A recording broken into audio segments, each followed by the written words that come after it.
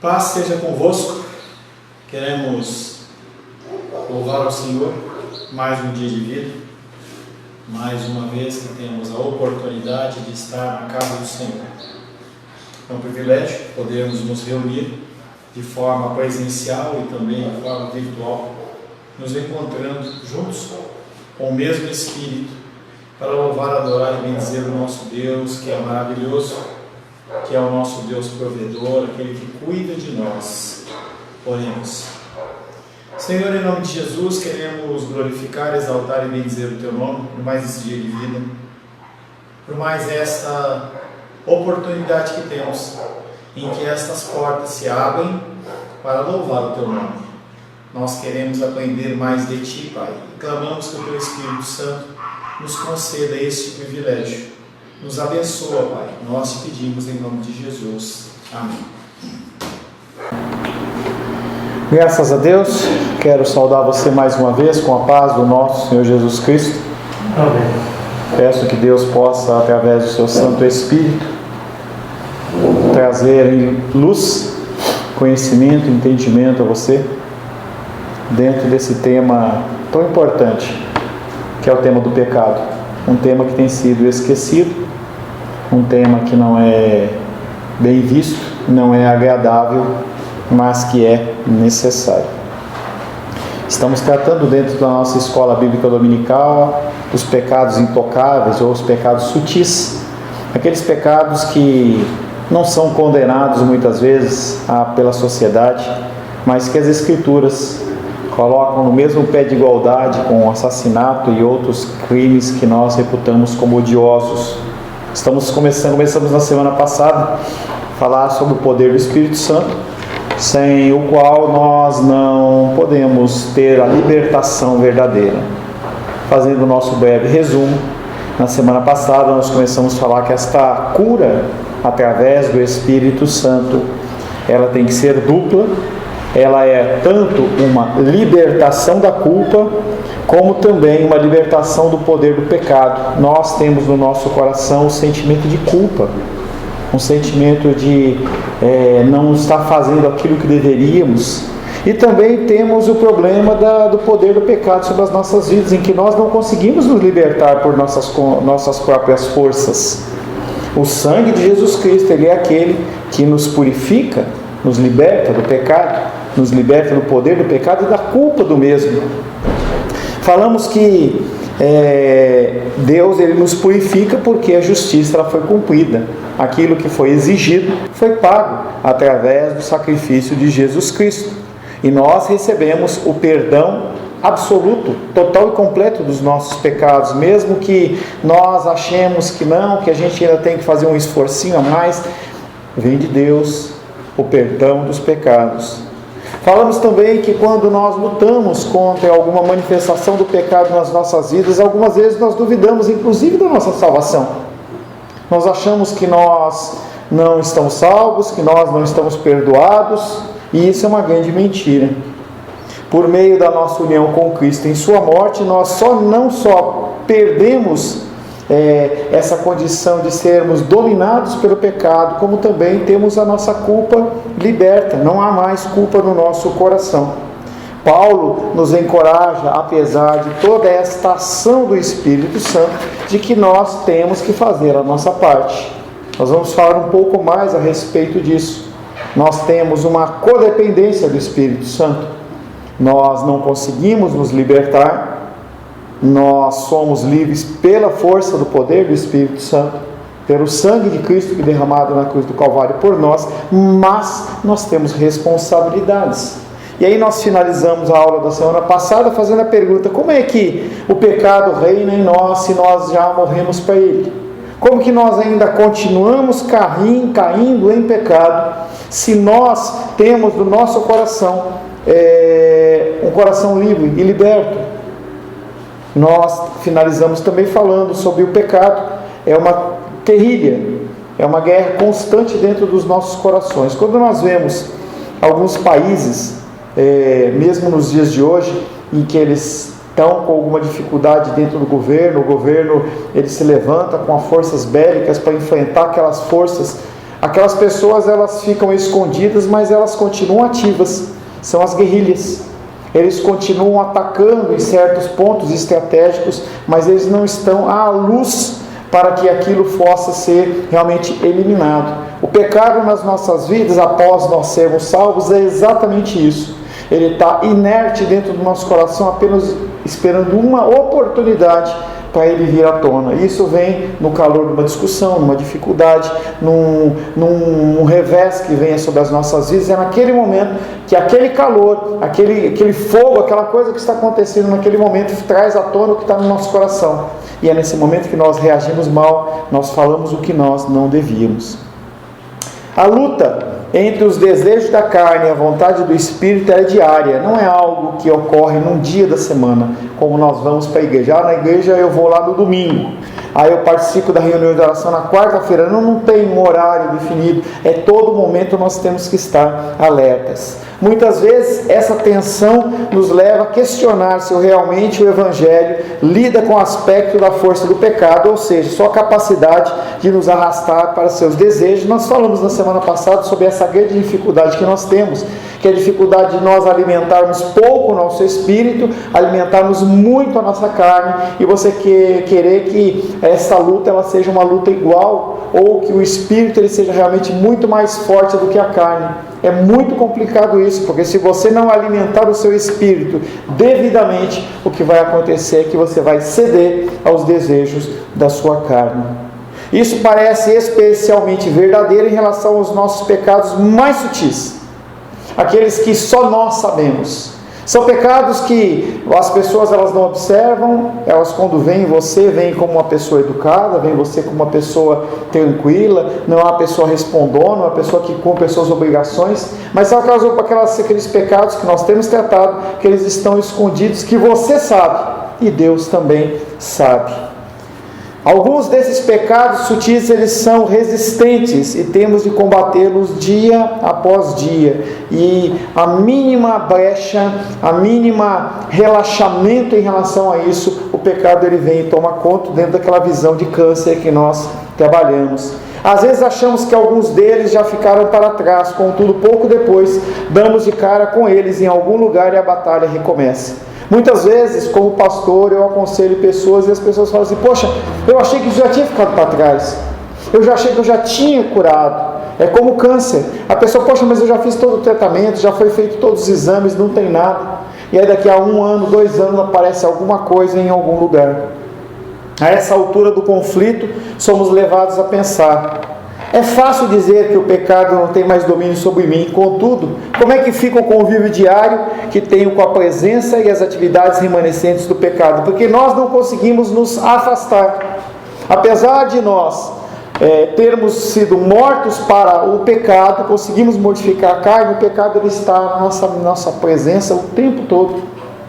Então é como você está com fome dentro de um restaurante self-service. Você está olhando aquelas comidas, elas estão expostas para você o tempo inteiro. Se você tem algum problema de dinheiro, se você tem um problema de sexualidade, se tem um problema de mentira, qualquer coisa, sempre novas oportunidades estão sendo apresentadas para você e você tem que lutar contra isso. A essa altura do conflito é fácil pensar, mas como que a gente lida com isso?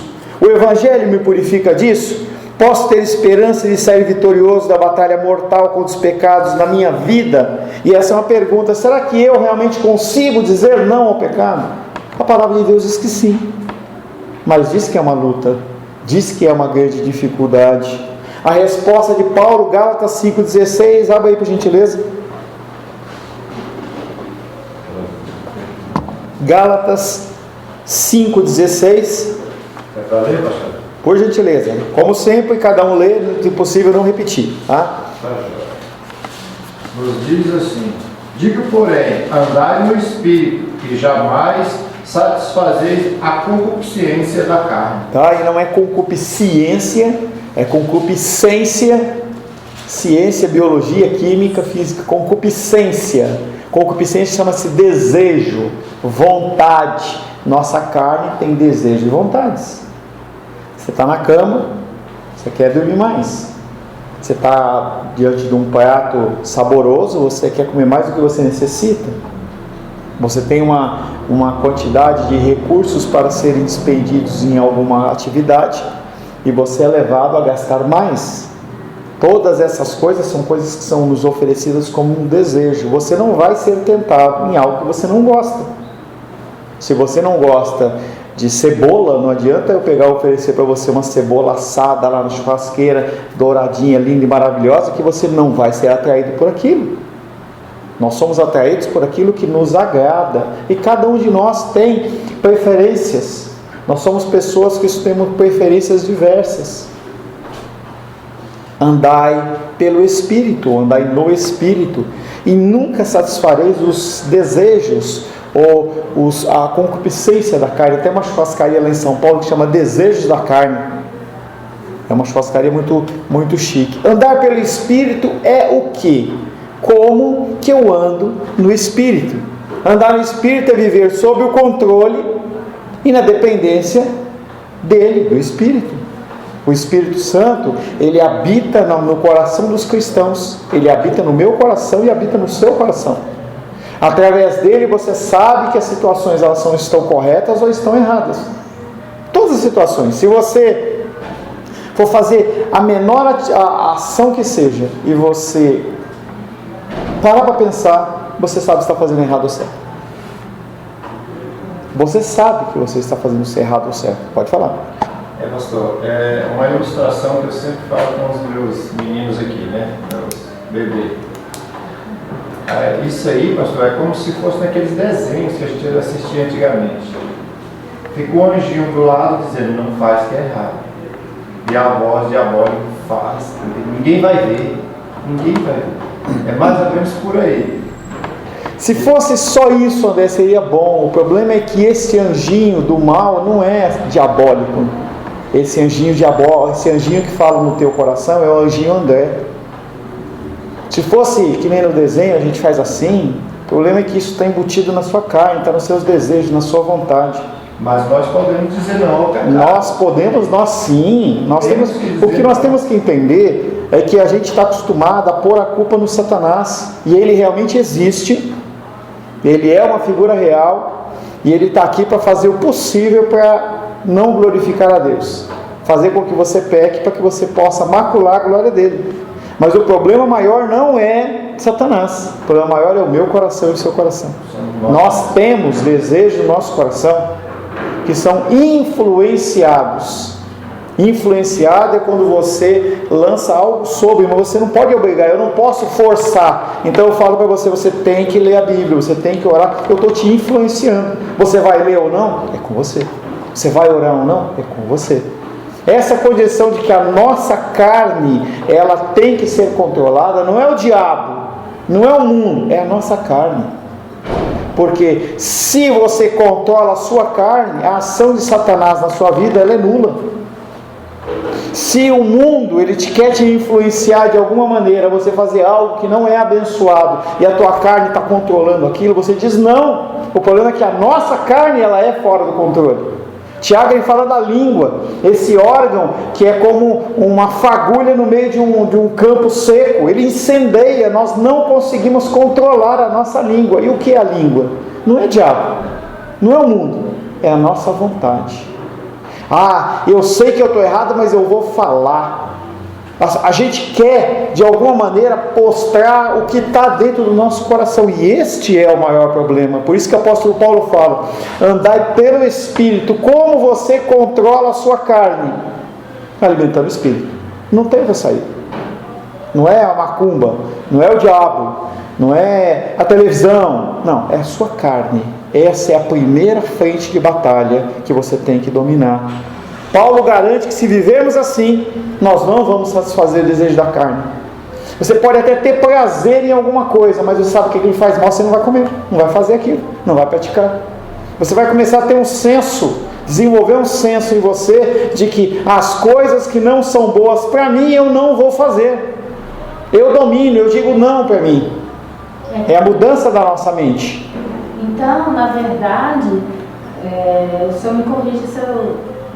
Então, na verdade, tem a questão da voz de Deus, o mal, que vem na questão de te tentar, e a própria voz do seu eu, né? Então, a própria voz da sua vontade, né? Então, o mal vem tentar você na própria questão da sua vontade, né? E aí você tem a questão do seu eu, né? E aí o mal vem tentar na questão dos seus desejos mesmo. Sempre. Né? Então é Sempre. isso. Sempre. Tem Deus, o mal e a questão da sua carne. E então, o mundo. E o mundo. E o mundo. O mundo nos influencia. Nós estamos numa cultura homossexual. O mundo está nos influenciando. Não é diabo. Não é a minha carne. É o mundo. O mundo está falando isso é bom. Isso está certo. As séries e os filmes aparecem lá, jovens, entendeu? Se relacionando, sejam heterossexuais ou não. Não, tá tudo certo, tá tudo bem, tá tudo lindo e maravilhoso. Ah, a pessoa de tal idade está indo dormir na casa do namorado, não tem problema. Tem. O mundo está dizendo que não tem. Não é diabo. Não é minha carne. É o mundo. Então nós temos a figura divina de Deus. Nós temos a carne, que é a primeira frente de batalha. Nós temos Satanás, que quer influenciar a nossa carne, mas só vai influenciar a nossa carne se nós permitirmos. E o mundo, que quer influenciar a nossa carne, e nós só vamos deixar se nós só vai agir se nós permitirmos. Falando em modo prático, vivemos sob o controle do Espírito à medida que sujeitamos diariamente nossos pensamentos à vontade moral do Espírito revelada na Bíblia e procurarmos obedecer a ela. Então, cada coisa que você vai fazer, você começa a submeter a Deus. Deus, eu devo fazer isso? Eu posso fazer isso? É correto fazer isso? Qualquer coisa. E aí você, como na escola, você vai aprendendo. Aí chega um momento que você não vai mais perguntar, não precisa mais perguntar. Eu posso realmente fazer essa atividade? Eu já sei, porque eu já questionei o Senhor, e eu sou um ser pensante. O Senhor já me deu a resposta, eu já entendi aquilo, eu não pratico mais. O cristianismo é isso. A santificação progressiva é isso. Você ouvir a voz de Deus, através da palavra, confrontar com a sua vida, decidir se aquilo é certo ou não, e você fala, a partir de hoje eu não faço mais isso. Você aplica na sua vida, e aí aquilo você não precisa repetir. Muitas vezes as pessoas dentro da área do homossexualismo falam, por que não se fala muito de homossexualismo no Novo Testamento? E não, realmente não se fala, apenas em Romanos a gente vê citações, porque aquilo já estava enraizado na cultura judaica. Se você, o filho, ele já sabe que ele tem que fazer aquilo, ele está fazendo aquilo com sequência, com regularidade, você não volta a falar aquilo para ele, a menos que ele volte a errar. Então a condição é muito menos. Então nós que somos pais, é muito mais fácil a gente visualizar esse tipo de coisa. Você vê uma criança crescendo, você tem que falar, você tem que fazer tal coisa, tem que escovar o dente, tem que fazer isso. Hoje eu não falo mais para minha filha escovar dente, porque eu sei que ela sabe, ela entendeu aquilo. Então não há necessidade. O Novo Testamento, ele começa a tratar de alguns assuntos que não foram tratados com tanta especificidade dentro do Antigo Testamento, que estão pautados como uma coisa que está explodindo lá. Então o apóstolo Paulo, ele fala sobre sexualidade, nós já tratamos sobre isso. Por quê? A cultura grega estava totalmente distorcida. Então nós vemos que, nós temos que entender que quanto mais a gente aplicar essa regra de nós meditarmos antes de agir, nós vamos começar a estabelecer padrões na nossa vida que vão nos levar a agir de uma maneira correta. E aí nós podemos fazer o quê? Passar para o próximo andar, para o próximo degrau. Se nós continuarmos nas mesmas práticas o tempo inteiro, a gente não cresce, a gente continua sofrendo, que é o que eu falo para muitos de vocês quando eu os aconselho. Eu estou vendo que você está errado, você sabe o caminho, mas você quer trilhar o caminho errado. O que eu posso fazer como pastor? Estar sempre disposto a estender a mão para você. Depois você quebrar a cara de novo. Eu falo, vai acontecer isso. E você vai e faz. E nós temos que aprender a colocar a nossa mente, os nossos pensamentos à disposição do Espírito Santo. Vivemos na dependência do Espírito quando imploramos por meio da oração incessante que seu poder nos capacite a ser obedientes à sua palavra. Isso tem que fazer parte da sua oração todos os dias. No início do seu dia em especial, Senhor, me ajuda a ser obediente à tua palavra. Me ajuda a tomar as decisões corretas, me dê sabedoria, me dê capacitação. Não é só para ganhar dinheiro, é para fazer a coisa certa. Me ajuda a glorificar o teu nome, Senhor.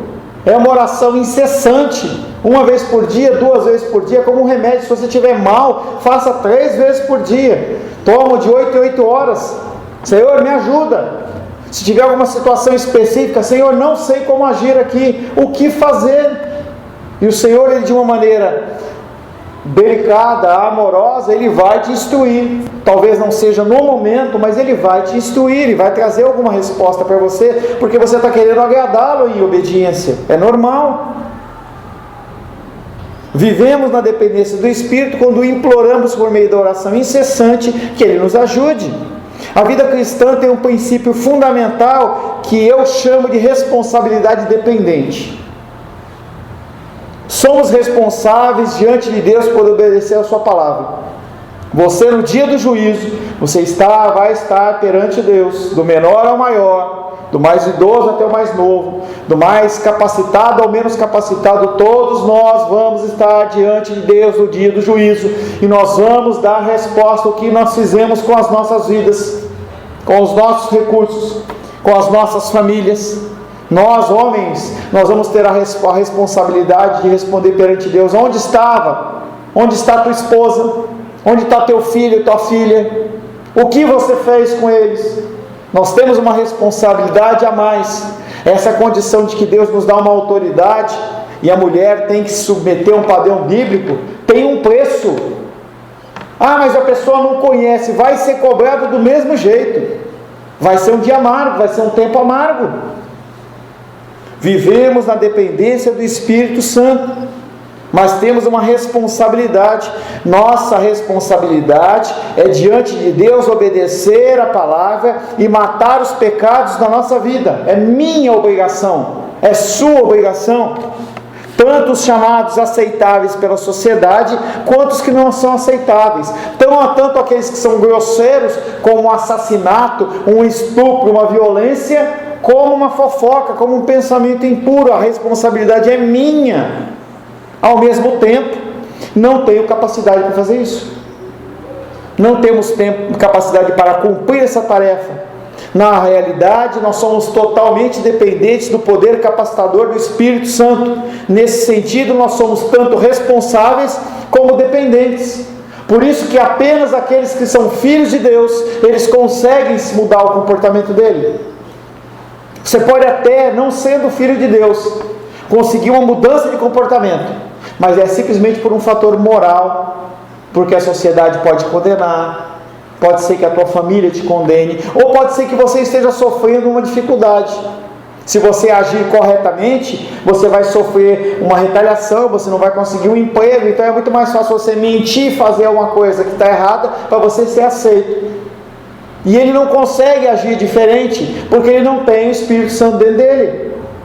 A única força motriz dentro do coração do ímpio chama-se carne. E aí Satanás e o mundo deita e rola. Então quando nós olhamos para como está o mundo, nós temos que entender que aquelas pessoas, elas não têm um fator importante que chama-se Espírito Santo. E quando você se sente indignado consigo mesmo, ou indignado em relação ao mundo, você tem que sempre lembrar que você tem o Espírito Santo dentro de você. Todos os seres humanos, salvos e não salvos, cristãos e não cristãos, têm uma responsabilidade de viver segundo a palavra. Aqueles que são filhos têm o auxílio do Espírito Santo. Então nós somos totalmente dependentes dele, mas também somos totalmente responsáveis por tudo aquilo que nós fazemos. À medida que buscarmos andar pelo Espírito, iremos trabalhar em nós e por nós para nos purificar da força do pecado que ainda atua na nossa vida, na minha vida, na sua vida, na vida de cada um de nós, seja presencialmente aqui, virtualmente. Todos nós temos pecados secretos e nós temos que lutar contra isso, nós temos que trabalhar isso. Se você puder abrir o seu coração com uma pessoa que seja de confiança, faça. Você precisa de ajuda. Às vezes a gente não consegue lutar com algumas dificuldades e a gente fica no mesmo lugar, patinando. A expressão chama-se enxugar gelo. Você não consegue e você precisa de auxílio de uma pessoa, mas você precisa se fazer alguma coisa. seja com ajuda externa ou não, você precisa fazer alguma coisa, porque você é responsável em relação a isso. Deus te vê como responsável. Você, com o Espírito Santo dentro de você, é mais responsável ainda, porque você sabe que você está errado. Uns 10 dias atrás, mais ou menos, eu fiz algo. Acabou a água e eu peguei o galão, os 2 galões, e fui lá trocar. E quando eu fui trocar, o dono lá do estabelecimento estava o filho dele. E eu falei, posso deixar os galões aqui? Ele falou, ele já foi carregando. E aí depois a minha esposa perguntou assim, esse galão, ele estava na data de validade? E eu fiquei a pensar. Falei, esse galão não estava na data de validade, ou seja, ele não vai conseguir trocar. Eu sei que eu estou errado. Eu tenho que ir lá. Mesmo que a pessoa fale assim, esquenta não, já resolvi, já foi embora, tal, resolvi. Mas nós sabemos quando nós cometemos coisas, menores ou maiores, simples, complicadas, nós sabemos.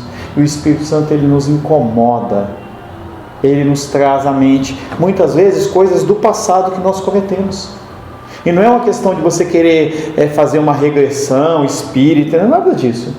É questão de que nós temos problemas que não foram resolvidos nas nossas vidas no passado, e Deus traz à tona para que haja resolução, de um jeito ou de outro.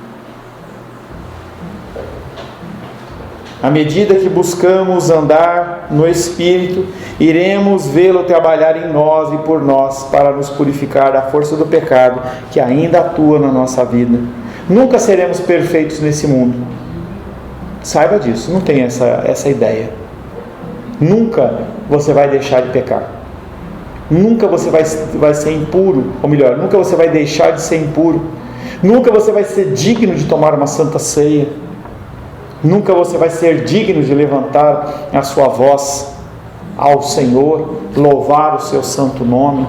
Nós só o somos através do sangue do Cordeiro. A nossa voz, quando nós entoamos louvores a Deus, ela é uma voz que está coberta pelo sangue do Cordeiro. Quando nós levantamos as nossas mãos impuras aos céus, nós não somos consumidos, porque nas nossas mãos está o sangue do Cordeiro. Nós temos que entender que nós somos santificados, justificados através dele. Nós nunca seremos perfeitos, mas é minha responsabilidade, é sua responsabilidade fazer o quê? Progredirmos, crescermos. Eu tenho feito um curso de administração financeira, algumas pessoas eu tenho dado alguns auxílios, e ele fala assim, nós temos que ser a cada dia 1% melhor. Só isso. Você tem que a cada dia mentir menos, agredir menos, ser menos falso, 1%. Porque no outro dia, se assim possível fosse, você poderia fazer um inventário e você descobrir, olha, eu continuo falho em muitas coisas, mas em algumas eu melhorei. É aquilo que você repete, né? Que de novo eu cometi aquele pecado, né? E a gente às vezes vai deitar e a gente chega à noite, né? E a gente vai deitar triste, né? Fala assim, não, Deus, de novo eu cometi aquele pecado, né? De novo eu te decepcionei, né? E Deus fala em muitos trechos da palavra, né, que eu também é sem ar, né, com esse tempo quente, mas a misericórdia de Deus, né, a gente pode sempre contar com a misericórdia do Senhor. E acho que o Salmo 103 fala isso, né, da misericórdia de Deus. O Salmo 23 também fala que a misericórdia de Deus vai nos acompanhar todos os dias. E acho que em Hebreus também fala que podemos nos achegar ao trono da graça junto ao trono da graça estou meio sem ar com esse tempo quente. Nós podemos nos achegar junto ao trono da graça para encontrar graça e misericórdia. Então, assim, mesmo a gente decepcionando Deus o tempo todo, né? e falar, ai meu Deus, de novo pecando, de novo se entristecendo. Sempre vamos encontrar a graça e misericórdia de Deus, né? Então nós temos que entender que esse sentimento de mal-estar é a ação do Espírito Santo. Esse constrangimento é a ação do Espírito Santo. Ele nos constrange. Eu algumas vezes tenho me constrangido perante o Senhor porque acordo com o meu coração angustiado em relação a alguma situação. E aí o que acontece, eu falo de novo, Deus, eu estou aqui. Eu peço perdão, mas também agradeço a Deus porque Ele é aquele que me convence do pecado, da justiça e do juízo. Algumas vezes, quando nós olhamos no espelho, nós vamos achar que não há progresso algum. Nós vamos olhar para algumas situações e vamos pensar assim, será que realmente eu avancei? Será que eu cresci? Será que eu entendi? Contudo, se queremos mesmo lidar com os pecados sutis da nossa vida, podemos estar certos de que o Espírito Santo trabalhará em nós e por nós e nos ajudará. Se você tiver um firme propósito de mudar, você vai mudar. Não pela sua força, mas pela ação do Espírito. O que você tem que começar a fazer, o primeiro passo é você identificar na tua vida aquilo que está errado. Conforme a palavra, não porque o pastor falou, não porque o pai, o esposo, o marido, não, porque a palavra te constrange. Você tem que identificar os pecados na sua vida.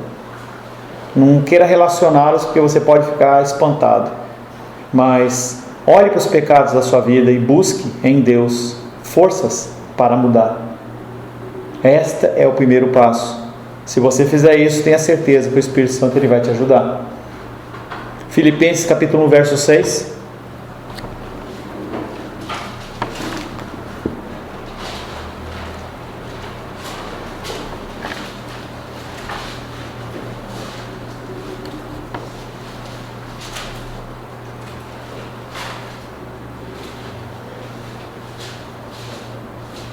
Alguém, por gentileza?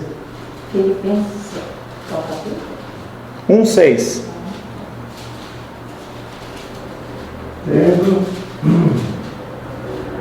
Tendo por certo isto mesmo, que aquele que em vós começou a boa obra, a aperfeiçoará até o dia de Cristo Jesus.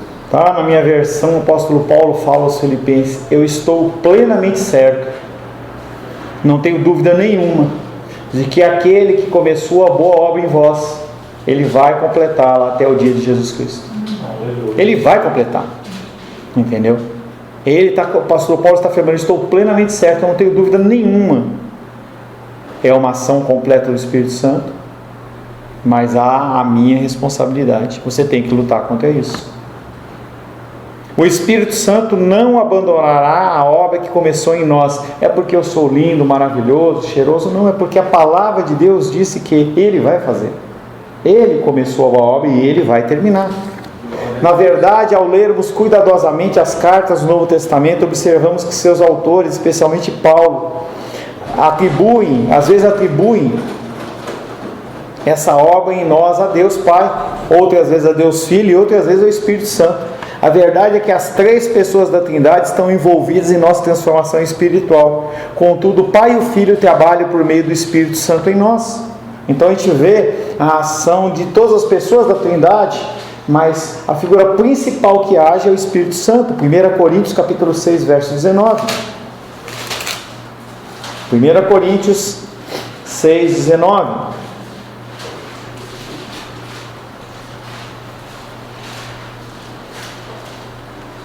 Pode ler? Por favor. Falo como homem, por causa da fraqueza da nossa carne. 1 Coríntios 6, 19.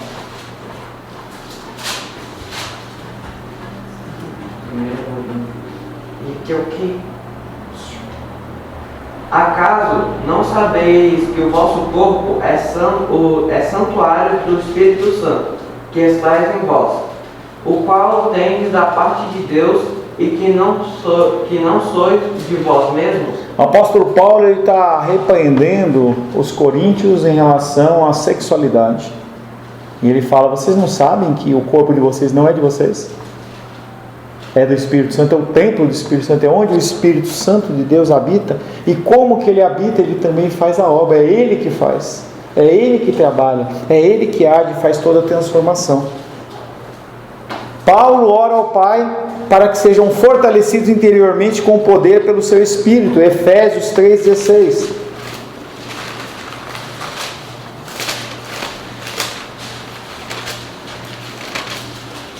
Efésios 3,16.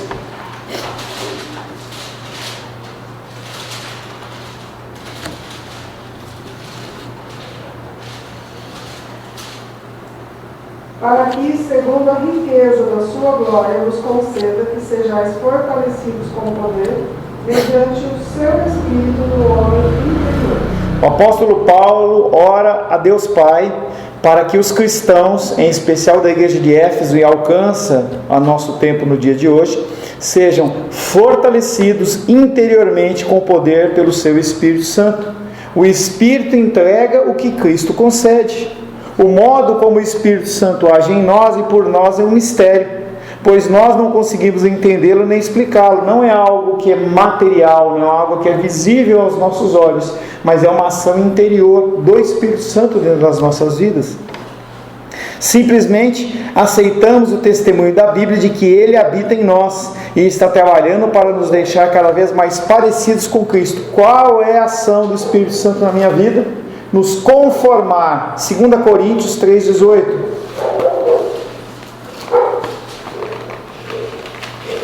Segunda Coríntios 3,18.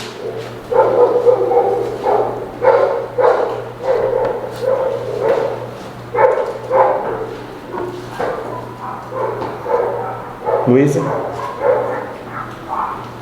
E todos nós, com o rosto desvendado, contemplando como por espelho a glória do Senhor, somos transformados de glória em glória na sua própria imagem, como o Senhor é Espírito. É como se você estivesse com os olhos fechados. Você não está enxergando. De novo, Luli, por favor. Lê de novo, por gentileza. E todos nós, com o rosto desvendado, contemplando como por espelho a glória do Senhor, somos transformados de glória em glória na sua própria imagem, como o Senhor é Espírito. Os nossos olhos, eles vão caindo as escamas. Aquilo que era tampado e nós não enxerguemos nada, nós começamos a ter relances da glória do Senhor. E Ele vai nos transformando de glória em glória. O que é de glória em glória? Você luta, você vence.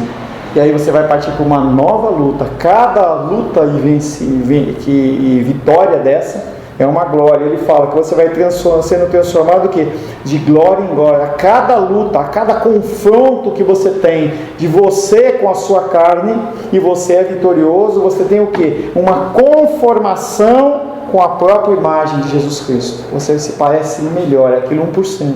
Você começa a parecer melhor com Ele. Não podemos duvidar dessa grande verdade a respeito do Espírito Santo. Precisamos acreditar que não estamos sozinhos na batalha contra os pecados sutis. Eles existem e nós precisamos da sua ajuda. E Jesus Cristo diz lá no final do Evangelho de Mateus que Ele vai estar conosco até a consumação do século, até o dia do juízo. Nós temos que acreditar nisso.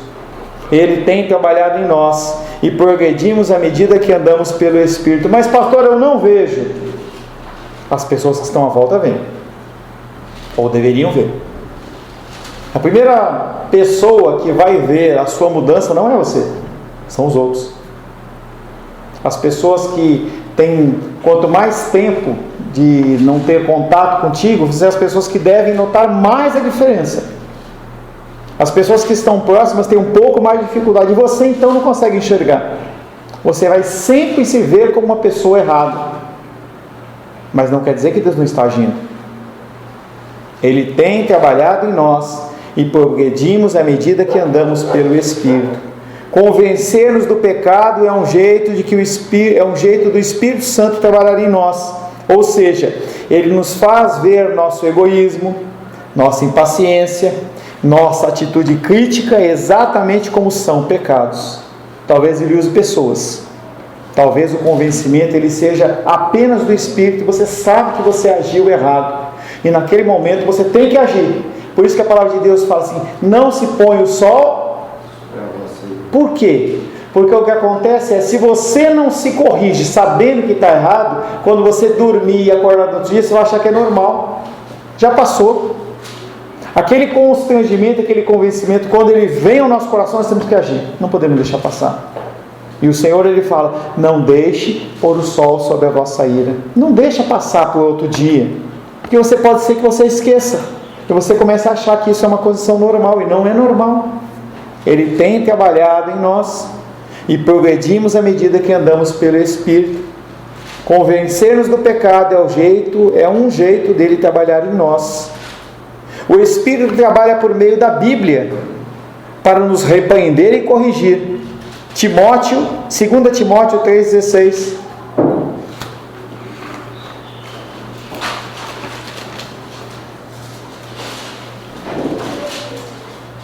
Alguém não leu? 2 Timóteo capítulo 3, verso 16. Tu, porém, tens seguido de pé. Não. Tu, porém... Não. 16.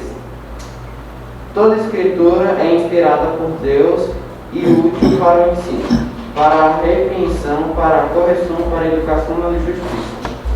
O Espírito Santo trabalha por meio das Escrituras. Para o quê? Nos corrigir, nos repreender, nos corrigir e nos educar. Aonde? Na justiça. Justiça de quem? De Deus. O que é Ele nos repreender, nos corrigir e nos educar? Ele nos mostra que a ação que nós estamos praticando não está conforme a vontade de Deus. E Ele vai continuar fazendo o quê? Nos repreendendo. Algumas vezes, permitindo até que as condições da sociedade nos assolem, como perseguição e qualquer coisa, até enfermidade.